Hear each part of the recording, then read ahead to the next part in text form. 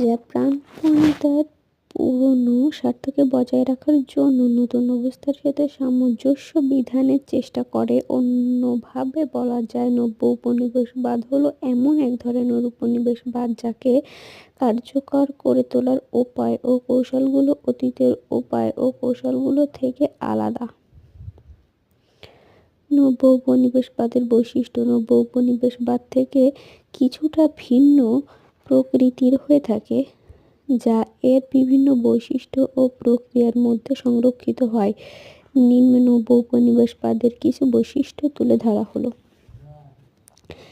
সাম্রাজ্যবাদের প্রভাব: রাজনৈতিক নিয়ন্ত্রণহীনতা। নব্য উপনিবেশবাদে প্রকৃত অর্থে উপনিবেশবাদের তেমন অস্তিত্ব পাওয়া যায় না।